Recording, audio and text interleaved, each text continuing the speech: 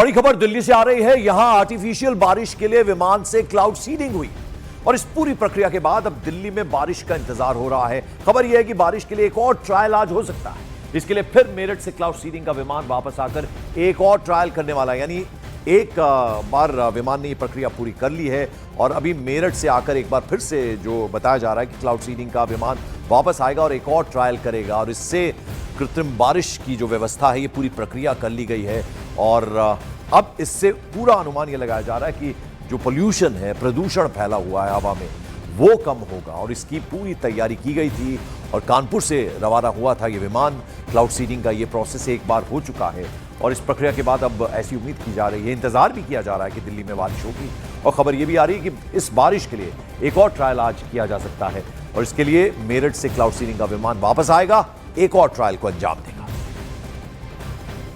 जिस तरीके से अभी सिचुएशन बन रही है पोल्यूशन की, तो ऐसे में ये क्लाउड सीडिंग की बात जो चल रही है और अगर सब कुछ अनुकूल रहा तो क्लाउड सीडिंग यहाँ पर होगी। आपने कहा कि भीषण परिणाम भी हो सकते हैं, तो किस तरीके से ये होनी चाहिए ताकि जो पर्यावरण है वो भी सुरक्षित रहे और पोल्यूशन से भी थोड़ी निजात मिल पाए लोगों को?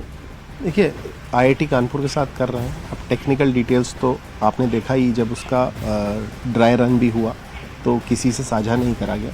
मेरा ये मानना है कि अपवाद के रूप में इस समय कर दी जाए, ठीक है, वहीं तक इसे सीमित रखें।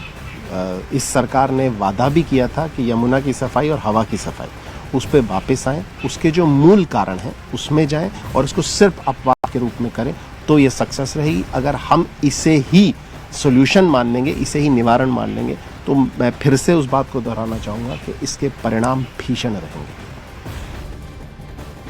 तो एक दिन मैं मनाली गया हुआ था तो मेरा वक्त बेहद खराब स्थिति में है। 329 के लगभग इस वक्त दिल्ली का ओवरऑल AQI बना हुआ है। ऐसे में प्रदूषण से राहत के लिए दिल्ली सरकार आज क्लाउड सीडिंग कर सकती है। सबसे पहले तो मैं आपको दिखाना चाहूँगी कि इस वक्त जो दिल्ली में मौसम बना हुआ है वो क्लाउड सीडिंग के लिए उपयुक्त बना हुआ है।